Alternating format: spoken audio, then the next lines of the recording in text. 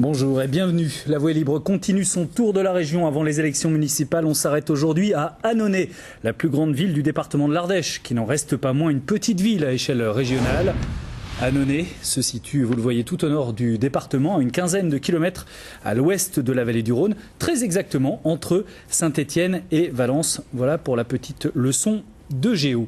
La petite leçon d'éco maintenant, Annonay. Et donc, je vous le disais, une petite ville, moins de 17 000 habitants. Elle a d'ailleurs tendance à en perdre. Son revenu par habitant est dans une moyenne basse, un peu plus de 1 500 € par foyer par mois. Par comparaison, la moyenne en France est d'environ 1 700.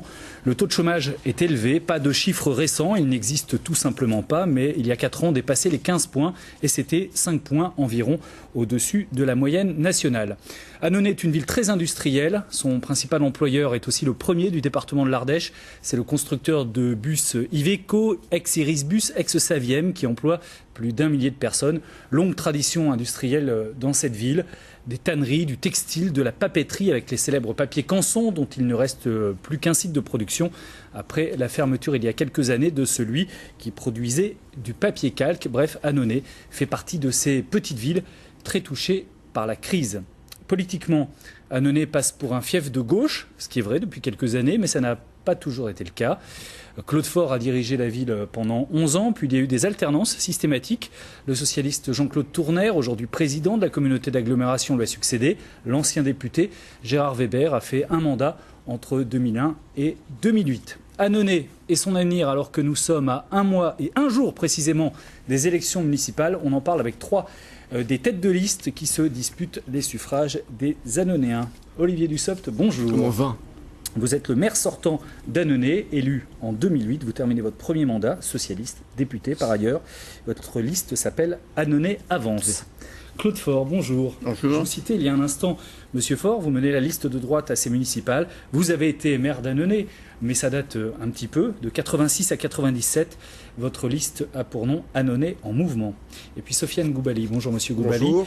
Vous êtes nouveau venu, puisque à 29 ans, c'est votre première candidature. Vous menez la liste du Rassemblement Bleu Marine, le Front National, autrement dit, liste intitulée Annonay Bleu Marine. À vous d'ailleurs, Monsieur Goubali, la première question de cette émission, pour clarifier la situation. Beaucoup d'observateurs politiques doutent de la présence de cette liste que vous n'avez pas déposée, contrairement d'ailleurs aux 2 personnes qui sont avec vous sur ce plateau. Est-ce que ce matin, en direct, vous nous confirmez que votre liste est complète, que vous allez la déposer, et si oui, quand ?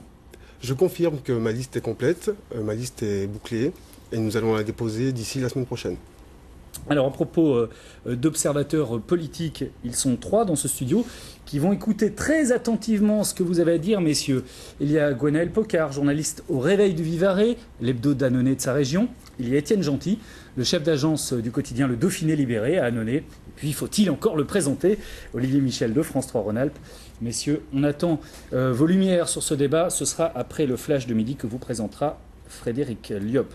Alors dans cette émission, on aime bien donner la parole aux citoyens. Après tout, ce sont eux qui vont voter le 23 mars et vous départager. Avec Olivier Michel, on a rencontré quelques électeurs annonayens cette semaine dans les rues de la ville. On leur a demandé ce qu'ils aiment et ce qu'ils n'aiment pas à Annonay.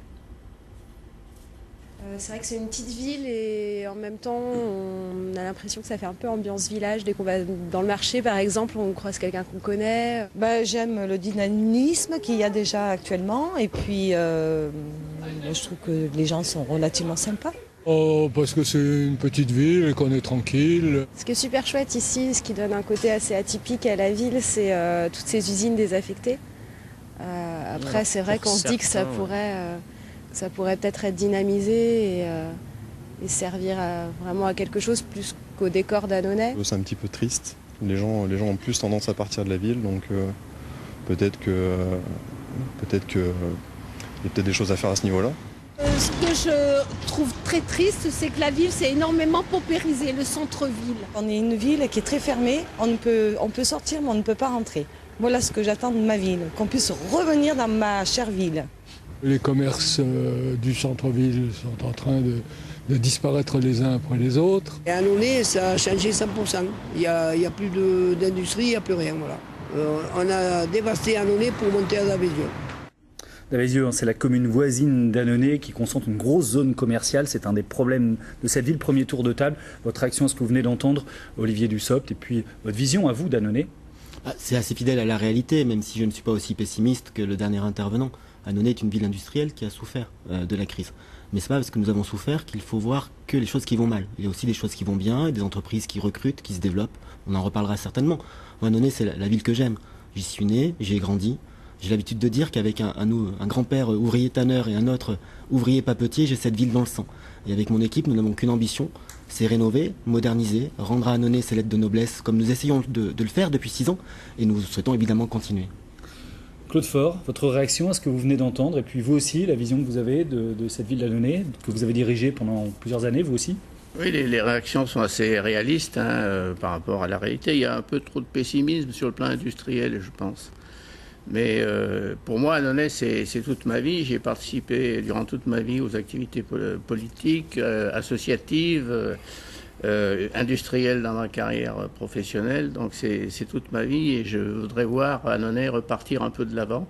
Parce qu'il y a eu un problème, ils ont évoqué le problème au centre-ville du commerce, et là il y a un gros problème qu'on pourra débattre tout à l'heure. Oui, on va le faire dans un instant. Juste, Monsieur Goubali, vous aussi, votre réaction et puis votre vision de cette ville. Écoutez, Annonay est une ville touchée par le chômage aujourd'hui. D'ailleurs, on le voit par rapport aux réactions qu'il y a eu. La gestion UMPS n'a rien fait pour redynamiser la ville. Voilà le bilan aujourd'hui, c'est une ville avec 3000 chômeurs, une pauvreté qui s'aggrave et des gens qui partent. Alors en allant tourner ce micro-trottoir avec Olivier Michel, c'était mardi dernier, on a été frappé par un endroit, et qui est un endroit symbole de cette ville, dont on parle beaucoup à la fois dans la campagne électorale et dont les habitants parlent. C'est une rue qui s'appelle la rue Boissy d'Anglas, une rue qui descend de la mairie, qui est en plein centre-ville, et qui est assez frappante quand on y est, c'est qu'il n'y a quasiment plus aucun commerce qui est ouvert. Est-ce que, Monsieur Dussopt, ça vous semble être un des symboles du déclin du commerce, et c'est quand même vraiment quelque chose qu'on ressent assez fort au centre-ville d'Annonay, ce déclin du commerce? C'est le symbole de ce qu'il ne faut pas faire. La rue Boissy d'Anglas, il y a une histoire. En 2004-2005, elle a été rénovée par mes prédécesseurs et les travaux ont entraîné sa fermeture pendant 16 mois. C'est pour ça que lorsque nous avons, avec mon équipe, rénové le centre-ville et la place des Cordeliers, nous avons toujours veillé, malgré le chantier, malgré les embêtements que ça peut entraîner évidemment, à maintenir la circulation ouverte pour que les gens puissent continuer à venir. Moi, je crois que la rue Boissy d'Anglas est à la fois le symbole de ce qu'il ne faut pas faire et le symbole de ce que l'on doit faire aussi. À la fois rénover les espaces publics, parce que je pense que le commerce a besoin d'espaces publics de qualité, améliorer les conditions de stationnement, de circulation, mais aussi faire en sorte de dire la vérité. La rue Boissy d'Anglas est à sens unique depuis cette rénovation. Je ne suis pas certain que l'on puisse promettre aujourd'hui de remettre du commerce dans toute cette rue. C'est pour ça qu'avec mon équipe, nous envisageons d'une part de détruire des bâtiments à droite en montant pour aménager des espaces publics, des nouveaux logements, mais aussi à gauche pour y installer un parking qui sera utile aux familles qui habitent dans le quartier et qui ont des difficultés de stationnement, mais aussi au commerce du haut de la ville, à toute proximité de la place du marché. Est-ce que les problèmes symboliques de cette rue de Boissy d'Anglas, parce qu'il y a d'autres rues d'Annonay où il y a des problèmes de commerce, est-ce que c'est dû qu'à un sens de circulation, du stationnement, ou il y a un mal plus endémique, Monsieur Faure? Je crois que c'est un mal plus endémique, et c'est peut-être parti au moment des travaux il y a une dizaine d'années. Mais aujourd'hui, quand même, le commerce n'est pas en développement sur Annonay, alors il faut essayer de le favoriser par une circulation qui pourrait être beaucoup plus fluide dans le centre-ville et par un accroissement des nombres de places de parking. Alors j'approuve Monsieur le maire quand il dit qu'il veut créer des places rue Boissy d'Anglas. Je crois qu'il a aussi un autre projet dans une autre rue, de créer des rues de Tournon. Si vous défendre mes projets, je souligne ces projets parce que moi je les approuve et j'y ajouterai des emplacements de parking sous le pont Montgolfier qui servent actuellement de skate pour les jeunes. J'ai discuté avec les jeunes, ils sont d'accord pour déplacer ce skate et pour qu'on ouvre un parking de 80 places sous le pont Montgolfier qui serait l'oxygène du centre-ville. Alors, vous m'avez dit que c'était une zone inondable. Il y a d'autres parkings qui sont en zone inondable. On n'est pas au bord du Rhône, on n'est pas au bord de la Saône. Il y a des parkings inondables à Lyon qui fonctionnent. Je crois qu'avec des précautions, on peut très bien changer l'arrêté municipal de 2007 et ouvrir cet emplacement au parking. En tout cas, c'est ce que demandent les commerçants. Il faut préciser, pour ceux qui ne connaissent pas Annonay, c'est une ville qui est tout en hauteur. Il y a un énorme dénivelé de près de 400 mètres à Annonay et 2 cours d'eau qui sont évidemment dans la basse ville. Monsieur Goubali, sur ce déclin du commerce.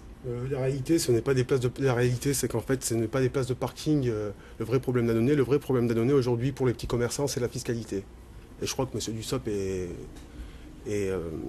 est très très bien placé pour parler de la fiscalité, parce qu'aujourd'hui nous avons une fiscalité qui a doublé avec la CFE qui a été...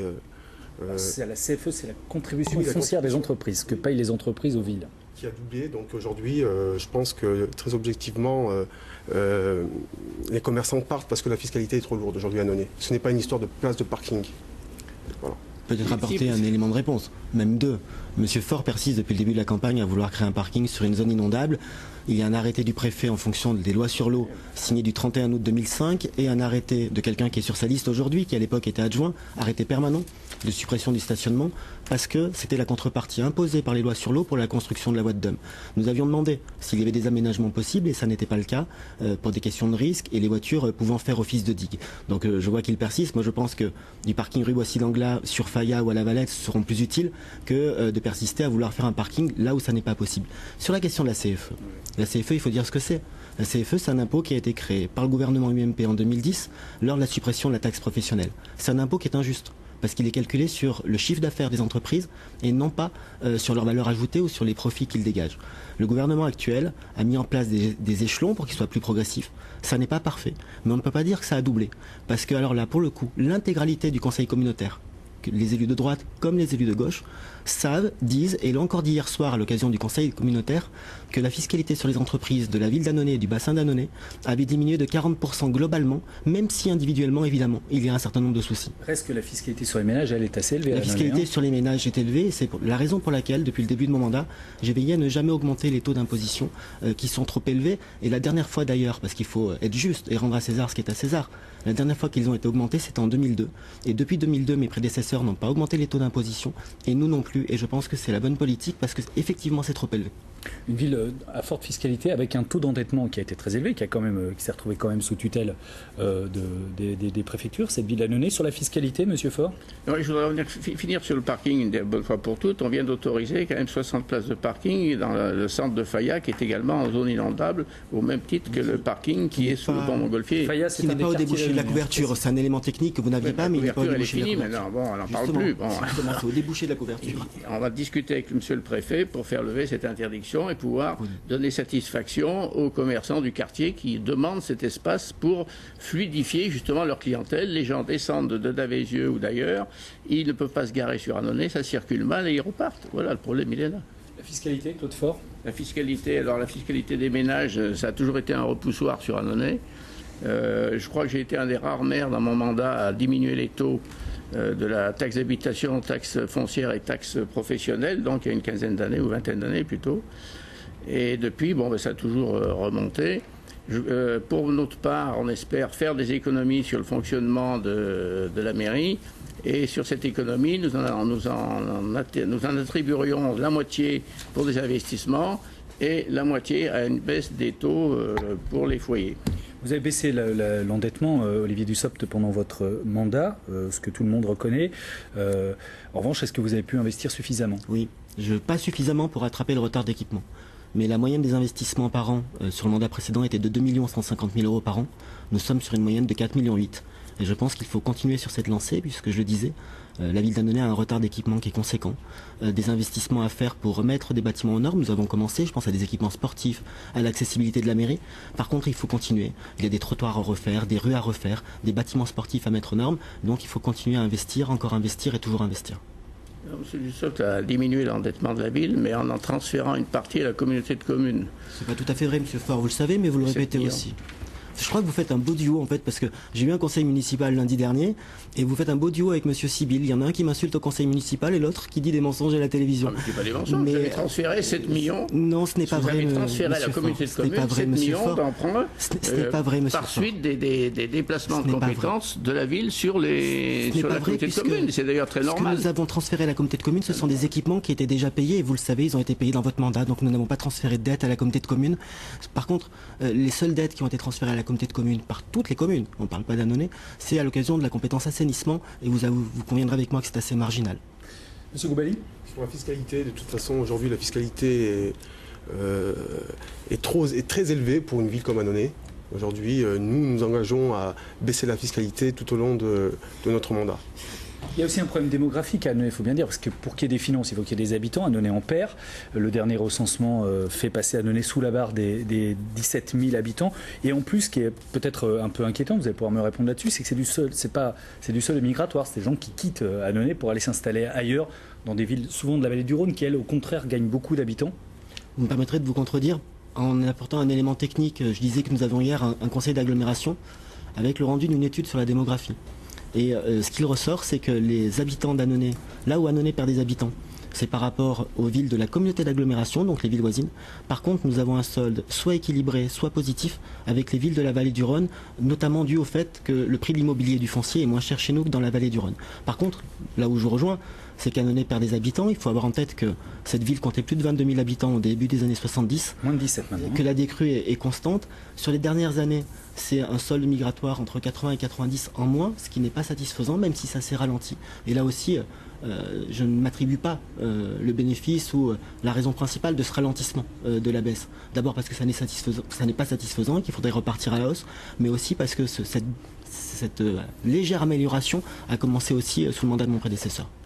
Sur la démographie, M. Faure, c'est forcément lié peut-être aussi à l'économie, une ville industrielle il y a eu la fermeture de l'usine Canson il y a quelques années, d'une des deux usines Canson. Il y a quand même eu des réductions d'effectifs aussi chez Iveco, ex-Irisbus. Ça contribue à la baisse démographique de la ville, voire à sa paupérisation, dont parlait d'ailleurs une habitante tout à l'heure. Il faut offrir un nouveau choix d'habitat pour ceux qui veulent s'installer sur Annonay ou qui veulent déménager dans Annonay.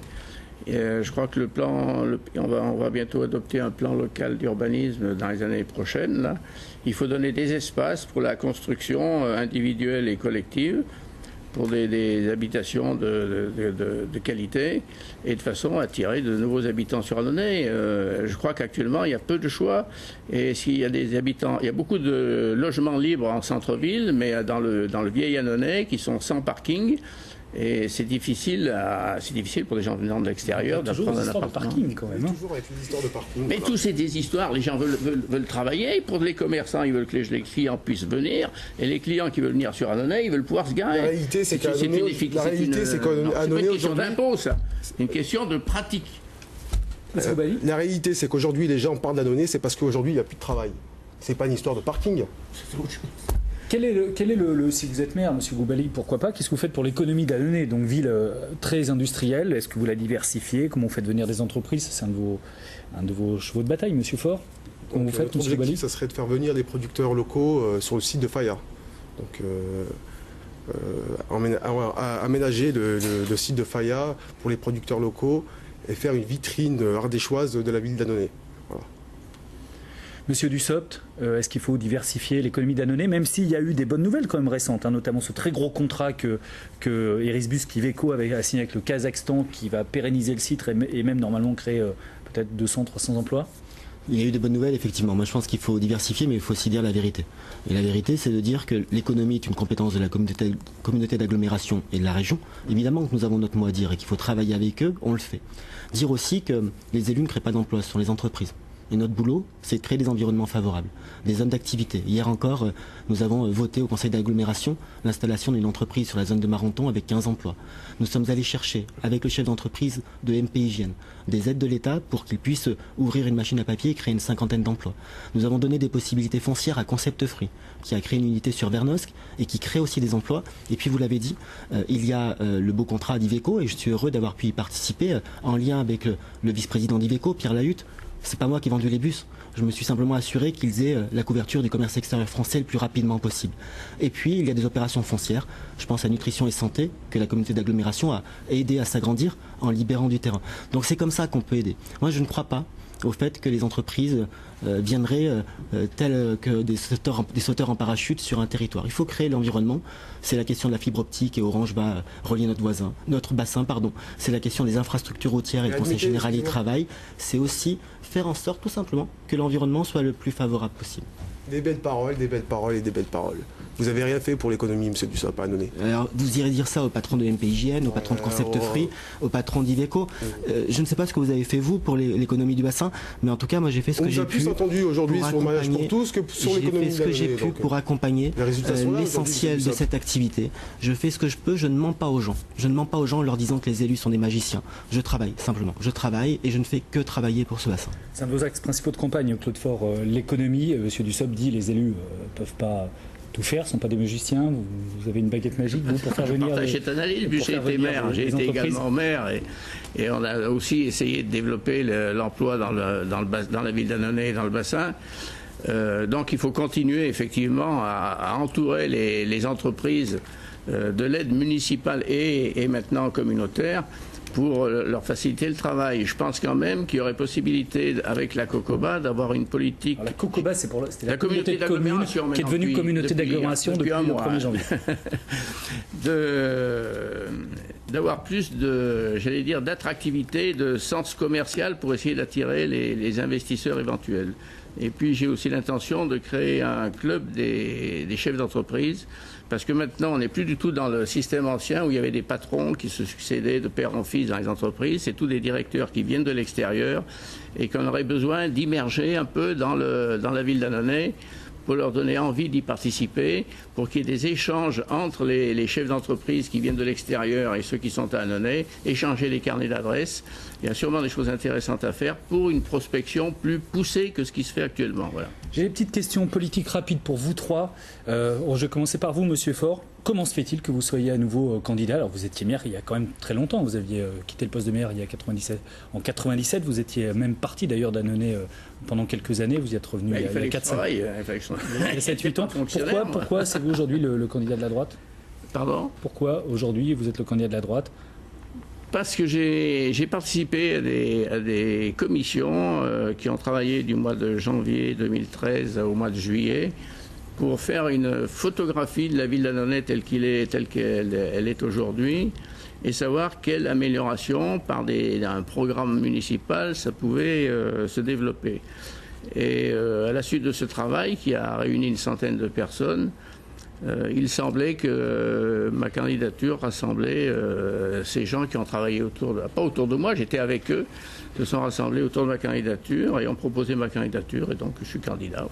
Monsieur Dussopt, il vous est souvent reproché de consacrer du temps à votre carrière nationale puisque vous êtes député depuis 2 mandats maintenant. C'est votre 2e mandat de député. En 2017, une loi sur le cumul des mandats, d'ailleurs initiée par le Parti Socialiste, pourrait être mise en application. Est-ce que vous avez réfléchi à ce que vous pourriez faire si cette loi était en application? Et entre l'Assemblée nationale et la mairie d'Annonay, est-ce que vous choisiriez? C'est en 2017 qu'il faudra faire le choix et je le ferai si je me représente ou pas aux élections législatives. Aujourd'hui, la possibilité de cumuler est ouverte. Je ne parle pas de carrière nationale. Vous êtes pour vous? Oui, je ne parle pas de carrière nationale. Je parle de fonction nationale et du fait de remplir pleinement mon mandat de député. Je pense que c'est utile. J'ai évoqué Iveco tout à l'heure, j'ai évoqué MPIGN. Je pense que si je n'avais pas été député, je n'aurais pas pu amener le dossier de MPIGN jusque dans le bureau du ministre de l'Aménagement de l'époque, qui était Michel Mercier d'ailleurs, élu à droite, dans le gouvernement de droite, mais dont j'avais eu l'écoute sur ce dossier-là. Enfin, monsieur Goubali, vous êtes un jeune candidat, moins de 30 ans, inconnu, il faut bien le dire. Comment vous trouvez? Inconnu pour vous, peut-être, mais pour les Annonayens, ça fait quand même 29 ans que j'habite ici. Non, mais soyez évité, inconnu dans le monde politique. Comment vous êtes retrouvé tête de liste du Front National? Tout simplement parce que j'avais voulu du changement pour notre ville et je pense que le Rassemblement Bleu Marine est le seul mouvement qui pourra donner ce changement radical à la ville d'Annonay. Alors, je précise que 2 autres listes se présentent dans ces élections municipales. Avant de vous en parler, quand même une précision. Beaucoup s'étonnent, voire se plaignent que nous n'invitions à ces débats municipaux pas toutes les listes en présence. Mais vous comprendrez évidemment que notre priorité, c'est la clarté des débats et qu'au-delà de 3 ou 4 candidats, c'est tout simplement impossible d'avoir un débat serein et puis surtout qui apporte quelque chose à ceux qui le regardent. Nos critères de choix en conformité avec les recommandations du CSA sont simples. C'est la représentativité politique dans les villes que nous choisissons. Et pour la définir, c'est encore plus simple. Nos références sont les scores des dernières élections présidentielles, législatives et les municipales 2008. Des chiffres vérifiables évidemment par tout le monde et incontestables. Le service public de télévision que nous sommes organise organisent ces moments démocratiques dans des endroits comme Annonay, où nous sommes seuls à le faire. Et c'est à la fois notre fierté et aussi notre mission. Nous sommes totalement imperméables, sachez-le, aux pressions, intimidations et menaces de certains candidats, car nous respectons évidemment toutes les règles et nous sommes viscéralement attachés à la pluralité. Cela étant dit, pour la complète information des téléspectateurs, nous accordons à partir de cette semaine un temps de parole enregistré aux autres listes. Il devrait y en avoir une menée à Annonay par Isabelle François, ancienne du Front National, intitulée « Annonay pour tous », encore en voie de constitution. Elle explique le sens de sa candidature à Jean Perrier. Alors c'est une candidature de projet de combat. De projet parce qu'effectivement Annonay a besoin d'être redynamisé, qu'apparemment la mairie actuelle n'a pas du tout cet objectif-là. C'est également un projet, enfin c'est un objectif aussi de combat. On veut combattre effectivement tout ce que l'État veut nous imposer aujourd'hui et qui ne nous entend pas, qui ne nous écoute pas, et on veut faire entendre notre voix. Donc notre mouvement en fait a débuté au printemps suite aux manifs pour tous. Le défi pour nous, c'est de relever la ville. Voilà, c'est de faire que nos enfants plus tard aient envie de vivre ici, faire que nous vivons bien, que les jeunes aient envie de rester, que les personnes âgées se sentent bien. Donc le défi, en fait, il n'est pas si compliqué que ça, parce que lorsqu'on va sur les marchés, on a un retour très positif. En fait, les gens sont contents parce qu'ils en ont un peu marre de ce duel UMP-PS qu'on veut toujours nous promouvoir, dans lesquels on veut toujours nous contenter, enfin nous enfermer. Et c'est vrai que plus on avance dans la campagne et plus on avance serein parce qu'on a vraiment un retour positif. Nous avons également proposé, sachez-le, un temps de parole à la 5e liste en présence, celle qui sera menée par Patrice Frappa, mais il n'a pas pu l'utiliser pour des raisons pratiques. Sa candidature n'a été présentée qu'hier en fin d'après-midi. Sa liste, en tout cas, M. Frappa mène une liste qui s'appelle Annonay à gauche. Elle regroupe notamment des candidats du Front de gauche et d'Europe Écologie Les Verts. Patrice Frappa étant lui-même syndicaliste, enseignant et conseiller municipal dans la majorité d'Olivier Dussopt. Maintenant que vous avez le casting complet, on redonne la parole aux citoyens annonayens. Qu'attendent-ils de leur futur maire? Qu'ils refassent revivre la ville d'Annonay, parce qu'elle est morte. Déjà qu'ils se présentent, parce que moi, mon maire, ça fait 3 ans que je suis ici et je ne l'ai pas encore vu. Donc j'aimerais qu'ils viennent de temps en temps se présenter à ces chers commerçants. Alors, je me demande ce que un politique peut faire sur la ville. Qu'il soit responsable et qu'il soit là pour les gens.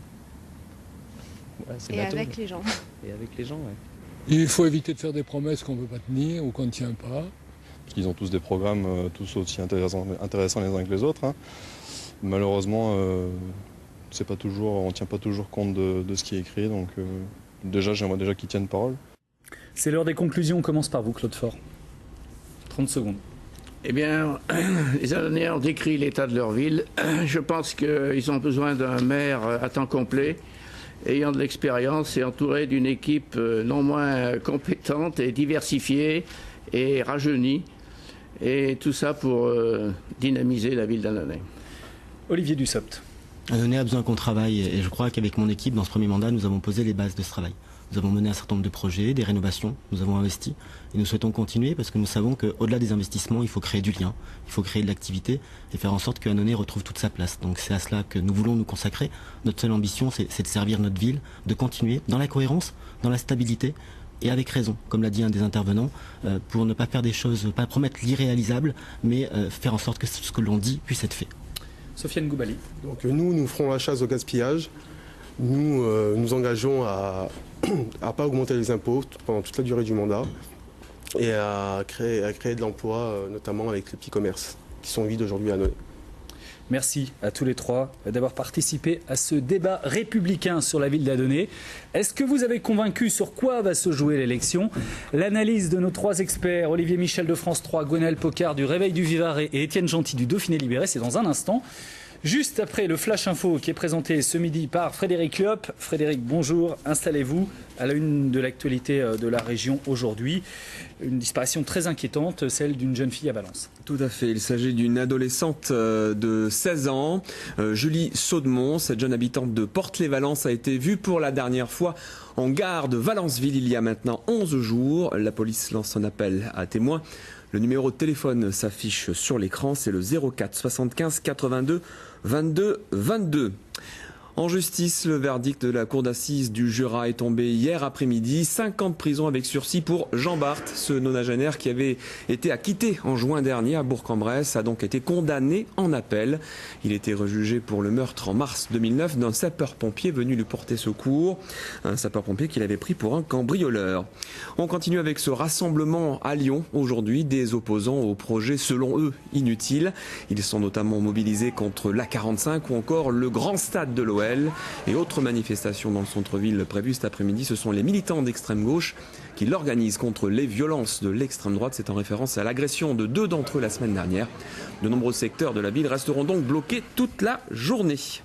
Le salon de l'agriculture a commencé ce matin avec le président de la République, mais la star du salon est Rhône Alpine. Absolument, elle s'appelle Bella et c'est une vache tarine venue tout droit de Savoie. Et c'est une star puisque sa photo est en fait l'affiche de la plus grande ferme de France. Nathalie Rapuc et Frédéric Pasquette ont assisté hier à son embarquement. Regardez. Arrivée de la star sous les flashs des journalistes, Bella a été sélectionnée par l'unité nationale de la race bovine parmi une trentaine de vaches tarines. Et depuis, elle fait l'objet de toutes les attentions pour préparer son séjour au Salon international de l'agriculture. On va rester un petit peu avec elle, surtout au début, le plus souvent possible. Après, nous, on reçoit des gens sur la ferme, donc elle est déjà habituée à avoir du monde. Là, elle a eu toutes les attentions des médias, donc elle est un petit peu plus habituée.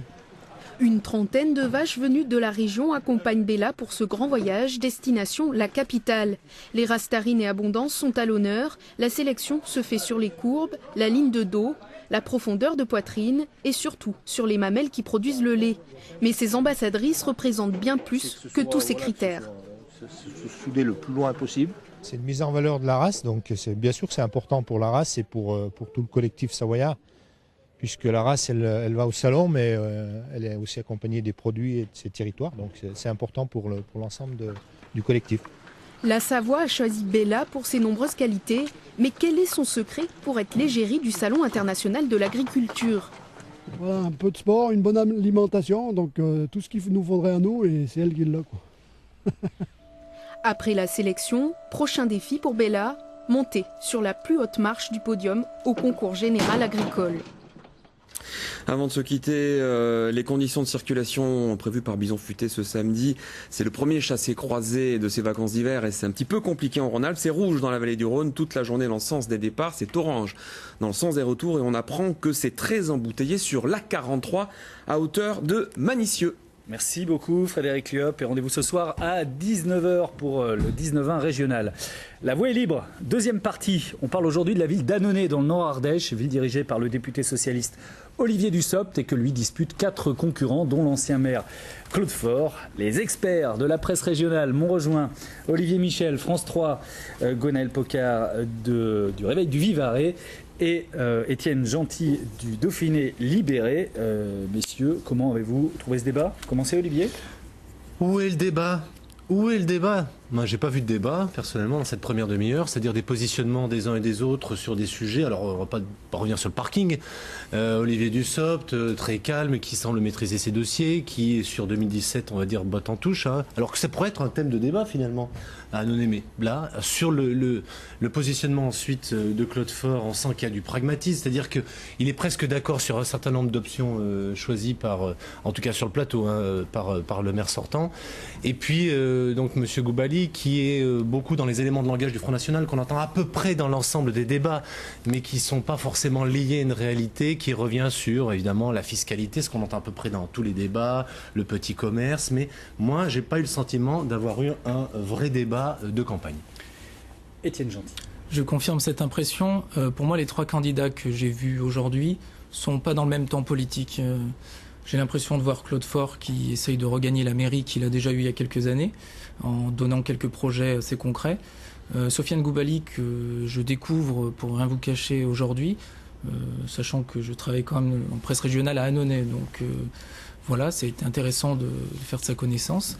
Et Olivier Dussopt, j'ai l'impression qu'il est presque déjà dans l'après, c'est-à-dire, il le dit lui-même, il est dans ses dossiers, il veut travailler ses dossiers, continuer ses dossiers pour Annonay, pour la ville. Donc forcément, voilà peut-être pourquoi il n'y avait pas eu de débat, comme vous l'avez souligné. Pas de débat ou débat calme, Ouais. Gwenaël. Alors pourtant que la situation politique d'Annonay est quand même très particulière sur cette élection. On a rarement vu autant de candidats à Annonay. C'était pas du tout le cas en 2008 où il y avait que deux listes.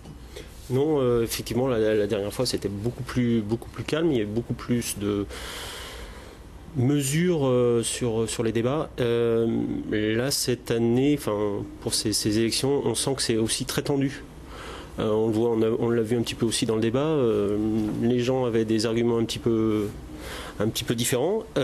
Mais au final, oui, pas vraiment de débat. On reste toujours dans le vague, on reste toujours dans l'à peu près. Il n'y a pas vraiment d'analyse, c'est du constat, rien d'autre. Et les propositions ne sont pas vraiment réelles, concrètes. Même si, évidemment, pour leur défense, si je peux prendre leur défense, c'est évidemment difficile. On a peu de temps, il n'y a que 20 minutes de débat, de développer tous les programmes municipaux, ce que vous faites par ailleurs l'un comme l'autre dans vos journaux respectifs. Je voudrais quand même qu'on regarde ce qu'est finalement la répartition politique à Annonay, si on prend comme référence les dernières élections. Aux dernières élections présidentielles, c'est François Hollande qui avait obtenu le meilleur score avec 28,9 devant Nicolas Sarkozy 28,9. Quand on disait que c'est depuis quelques années un fief de gauche à Annonay, mais le Front National commence à peser très lourd, 16,7 pour Marine Le Pen, et le Front de gauche avec Mélenchon à 14,9. Ça, c'était la présidentielle. Autre indicateur, la législative, à laquelle d'ailleurs Olivier Dussopt participait puisqu'il a été élu. 47,9. Presque une élection au premier tour, pas très loin pour Olivier Dussopt. Mathieu Darnaud, qui était à l'époque le candidat de la droite, 27,3. Véronique Gattercol, qui représentait le Front National, à 11,8. Myriam Normand à 5,5. Alors, un phénomène assez étonnant à Annonay, comme il y en a dans très peu de villes finalement de la région. Étienne Gentil, c'est une division à droite de la droite, avec cette liste d'Isabelle François, avec son mari David François qui est derrière, et puis une liste officielle du Front National, avec M. Goubali, qu'il est vrai, on ne connaissait pas trop. En tout cas, vous ne le connaissiez pas.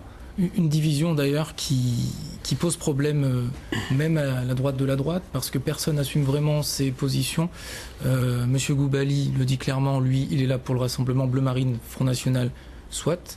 Ce qu'il faut savoir, dire aux téléspectateurs, c'est que David François avait été investi dans un premier temps, David François qui est le mari d'Isabelle François, donc la candidate, avait été investi dans un premier temps par le FN pour porter les couleurs Annonay Bleu Marine pour Annonay.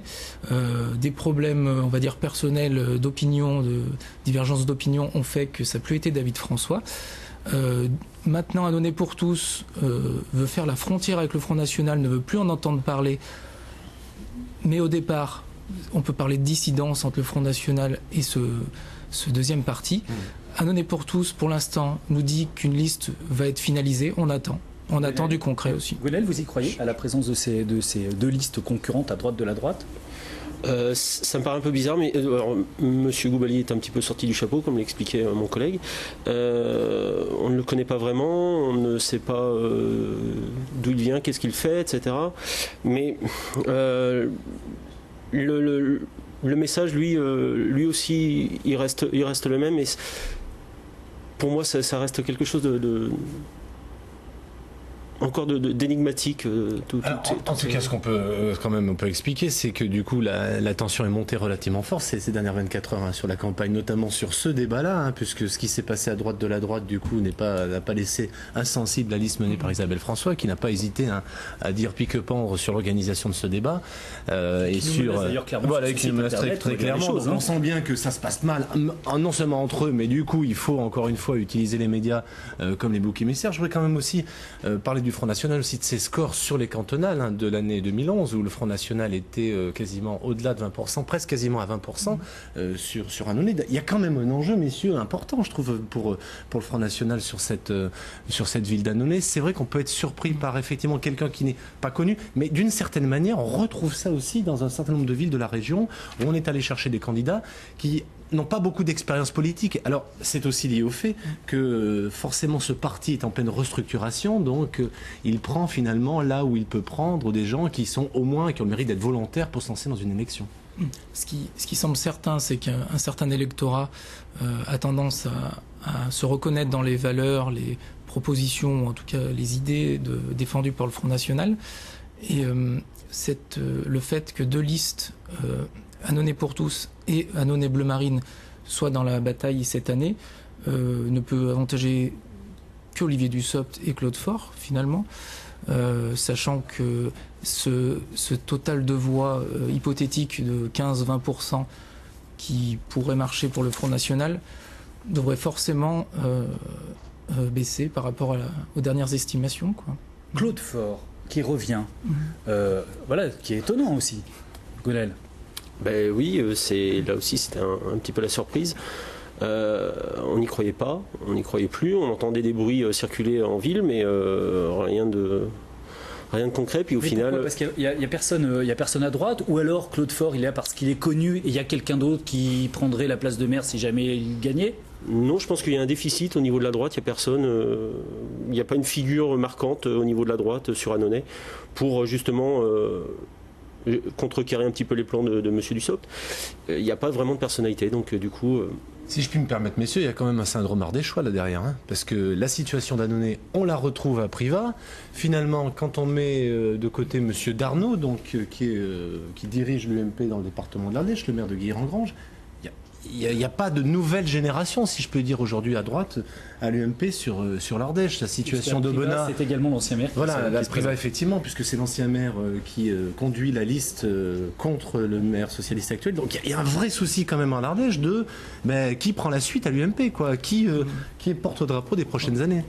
Il faut dire qu'au conseil municipal d'Annonay, sur toute la mandature, un binôme d'opposition s'exprimait, François Sibyl, dont on a parlé tout à l'heure, et Éric Plagna, qui donc sont connus, on va dire, au niveau politique, pour ceux qui suivent les conseils municipaux, c'est-à-dire pas grand monde, comme dans beaucoup de villes, la population se déplace rarement voir les conseils. Claude Faure a un grand avantage, c'est qu'il a un historique à Annonay. Il était président du club de foot, il a été maire, il a été chef d'entreprise, donc il a un réseau assez grand de différents horizons, qui fait que c'est peut-être plus simple de rappeler, on va dire, un ancien entre guillemets, que de former quelqu'un maintenant et qui soit tout de suite connu par la population, quoi. Et moi j'ai le sentiment, c'est un sentiment personnel, qu'il avait du mal à dissiper finalement, c'est pas qu'il était là contre cœur, mais qu'il a vraiment fallu le convaincre pour qu'il se lance dans cette élection. On sent qu'il y a aussi un autre personnage qui sous-tend, c'est son numéro 3 sur sa liste, c'est monsieur Marc-Antoine Quenette, qui est là aussi pour faire... qui est aussi là pour se placer, pour prendre les rênes de la droite au niveau local et au niveau donc départemental. C'est ça, la nouvelle génération, elle est là. Ouais, mais ils ont été le chercher à l'extérieur. Bon, ça peut peut-être aussi créer des dissensions au niveau de la droite locale, puisqu'il vient jouer dans la cour de M. Darnaud. Est-ce que c'est bien le cas ? Je ne sais pas. Un mot d'Olivier Dussopt, quand même. J'ai essayé, comme vous faites tous les deux assez régulièrement quand vous le rencontrez, de lui poser la fameuse question sur le cumul des mandats. Mais que fait Olivier Dussopt en 2017 si jamais la loi sur le cumul des mandats passe et donc s'il se retrouve en position de cumul des mandats? Donc Olivier Dussopt n'a encore un petit peu botté en touche aujourd'hui, on sait pas bien. Est-ce que Olivier Dussopt ferait un mandat complet, ou est-ce qu'aujourd'hui il vous semble que les responsabilités importantes qu'il a au sein du Parti Socialiste, mais aussi à l'Assemblée nationale et la carrière nationale que peut faire Olivier Dussopt, qui est encore très jeune, 36 ans malgré son expérience, fait qu'il ne restera pas à Annonay indéfiniment? Est-ce que lui aussi a un dauphin? Pour ne rien vous cacher, j'avais noté sa réponse avant le débat concernant le cumul. Sans surprise, il nous dit à chaque fois qu'il attend que la loi soit là pour faire un choix. Est-ce qu'elle passera ? Sachant que si un jour il faut faire un choix, on va répondre pour lui. Peut-être qu'on se trompe, qui choisira peut-être le rôle de député quand même, et qu'il va falloir trouver un maire à Annonay, s'il est bien sûr il est réélu, histoire de faire quelques projections. On peut imaginer peut-être qu'il pourrait prendre sa place. Par exemple, Simon Plénet. Conseil général. Benjamin du Conseil général de l'Ardèche, comme Olivier Dussopt a été en son temps, même si c'est pas si vieux que ça, Benjamin de l'Assemblée nationale.